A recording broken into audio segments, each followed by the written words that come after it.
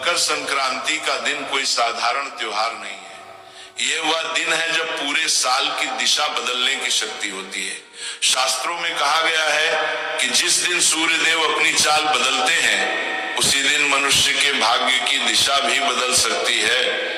और यही कारण है कि मकर संक्रांति को साल का सबसे गहरा, सबसे प्रभावशाली और सबसे निर्णायक दिन माना गया है।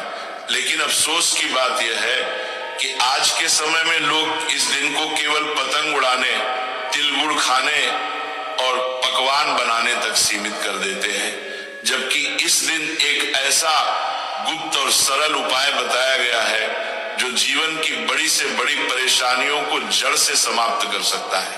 दोस्तों, आज मैं आपको उसी उपाय के बारे में बताने जा रहा हूं। ये उपाय सुनने में बहुत छोटा लगेगा, इतना छोटा कि कई लोग इसे नजरअंदाज कर देंगे, लेकिन याद रखिए, शास्त्रों में कहा गया है कि कभी कभी सबसे छोटे उपाय ही सबसे बड़े परिणाम देते हैं।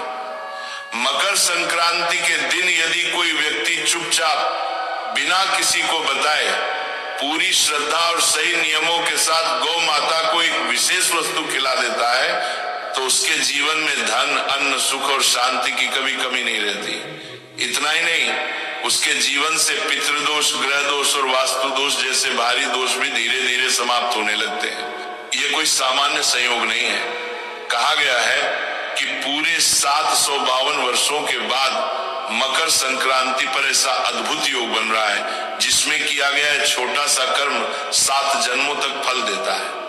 सोचिए, सिर्फ एक दिन का सही किया गया उपाय और उसका प्रभाव पीढ़ियों तक। जिन घरों में वर्षों से कलह है, पैसों की तंगी है, बीमारी है या काम बनते बनते बिगड़ जाते हैं, उन सभी समस्याओं की जड़ पर यह उपाय प्रहार करता है। लेकिन यहाँ एक बहुत बड़ी बात समझने की है। उपाय करना आसान है, पर उसके नियम और संकल्प का पालन करना उतना ही जरूरी है। अक्सर लोग गलती यही करते हैं कि वे उपाय तो कर लेते हैं, लेकिन उसके पीछे जो नियम और भावना होती है उसे नजरअंदाज कर देते हैं और फिर कहते हैं कि उपाय का असर नहीं हुआ।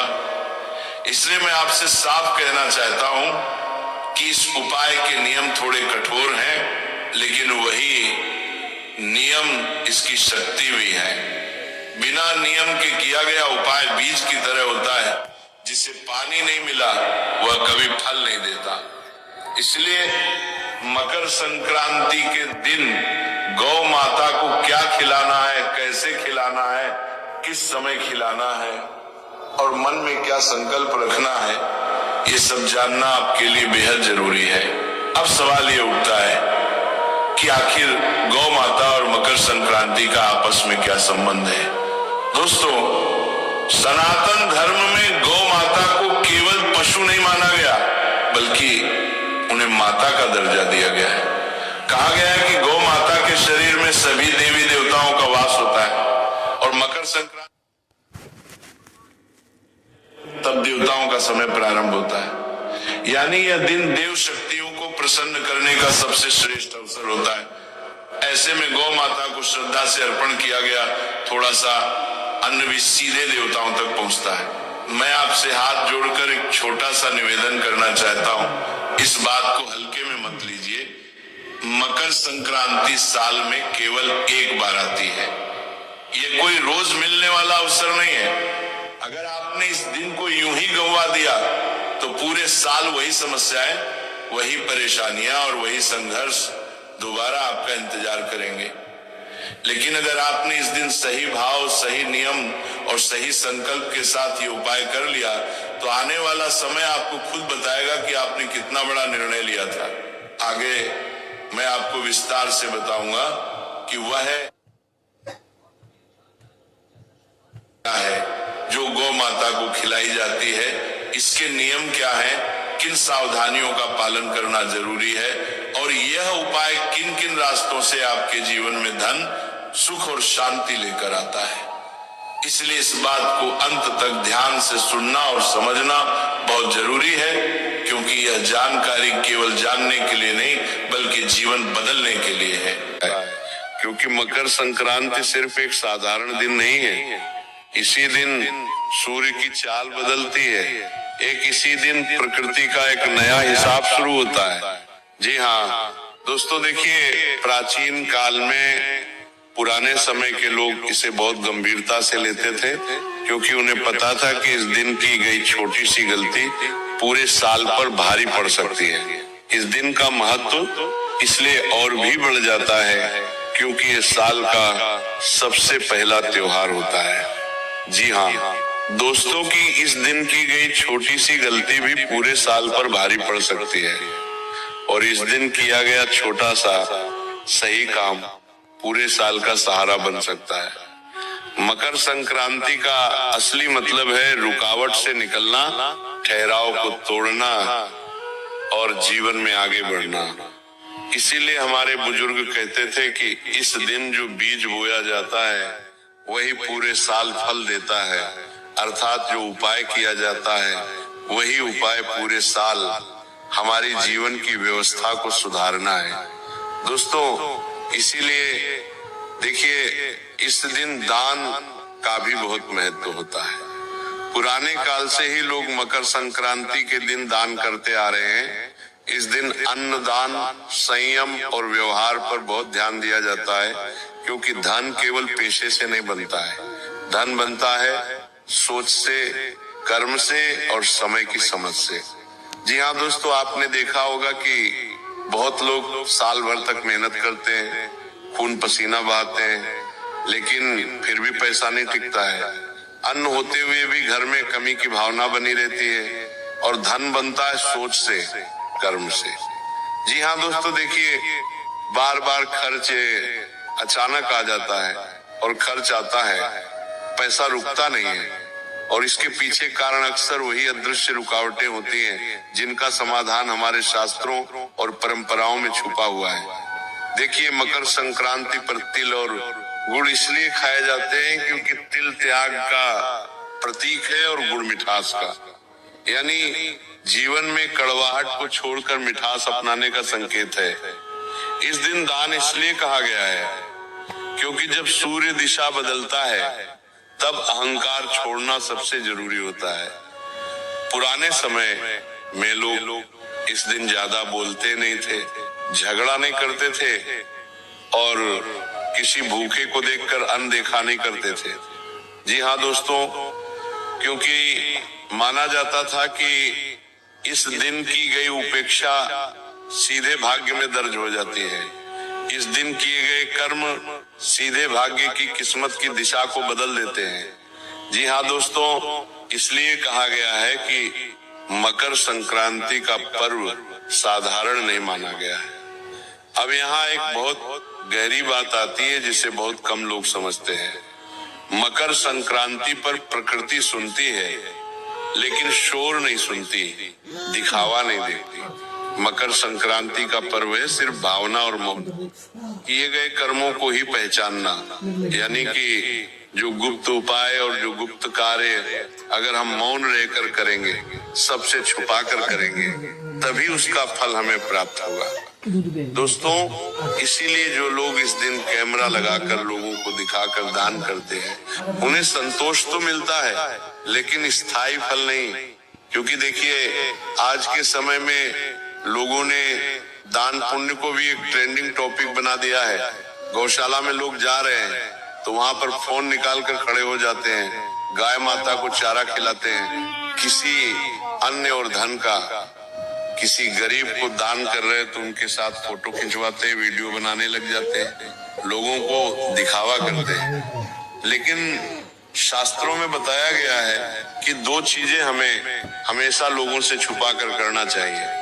पहला दान और दूसरा पूजा पाठ और ध्यान, क्योंकि ये दो चीज जितनी छुपी हुई रहेंगी उतना फल आपको मिलेगा। जल्दी ही तो देखिए कि अब धीरे धीरे मैं आपको उस दिशा में ले जा रहा हूं जहां असली रहस्य छुपा है।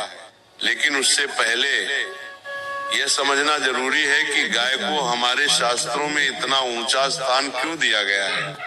जी हाँ दोस्तों, क्योंकि देखिए ये उपाय सिर्फ गौ माता पर ही निर्भर करेगा और उस इंसान पर निर्भर करेगा जो इंसान ये उपाय कर रहा है। तो आज ये उपाय किस तरह से अपनी दिव्य शक्ति तुम्हें दिखाएगा, ये उपाय किस तरह से तुम्हारे जीवन से अंधकार को मिटाएगा, ये उपाय किस तरह से तुम्हारे जीवन में खुशियों की रोशनी लेकर आएगा। हर एक बात समझ लेना, हर एक बात अच्छे से सुन लेना, क्योंकि अगर तुमने अनसुना किया या तुम कोई बात भूल गए तो ये उपाय अपना नकारात्मक असर भी दिखा सकता है। यानी कि तुम तो सोचोगे कि यार मैंने तो जीवन में अपना अच्छा, अपना भला करने के लिए उपाय किया था, लेकिन मेरे साथ बुरा क्यों हो गया। इसके पीछे का कारण यही होगा कि तुमने एक एक बात को अच्छे से नहीं समझा होगा या एक एक बात को अच्छे से नहीं सुना होगा। देखिए दोस्तों, मैं आपको बताता हूँ कि गाय को हमारे शास्त्र में इतना ऊंचा स्थान क्यों दिया गया है कि गाय तो सिर्फ एक प्राणी है, गाय तो सिर्फ एक पशु है तो नहीं। देखिए, गौ माता तुम्हारे पूरे जीवन से संबंध रखती है।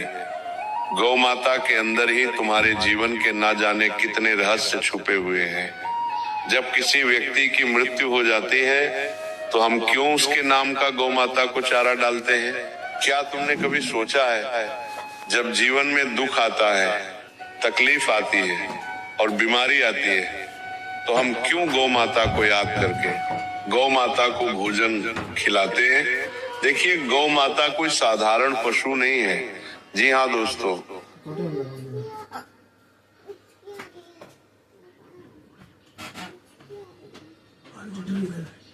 कर जाएगा जो चीजें।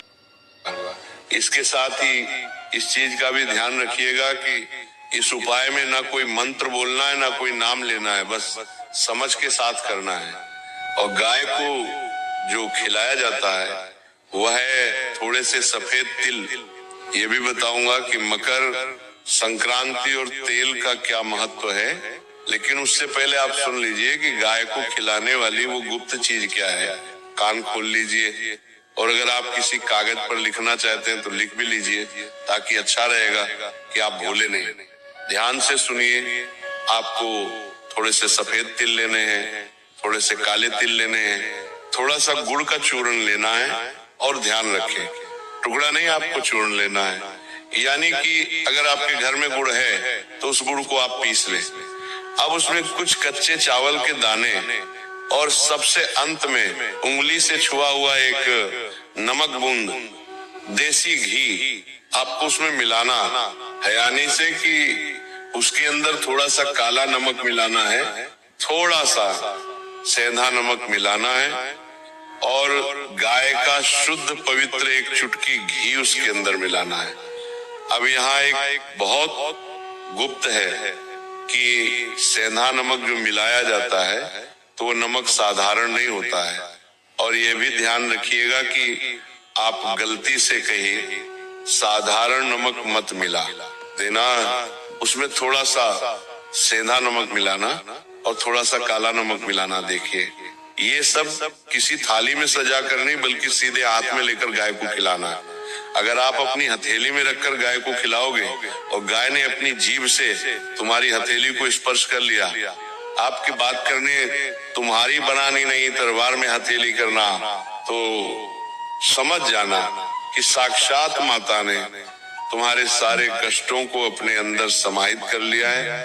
क्योंकि देखिए, आपको मैं बता देता हूँ कि ये सब चीजें अगर आप थाली में रखकर गौ माता को अर्पित करेंगे तो उतना जल्दी असर नहीं होगा।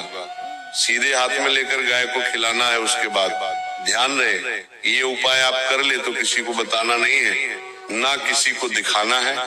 और सबसे जरूरी बात, खिलाते समय कोई इच्छा नहीं बोलनी है।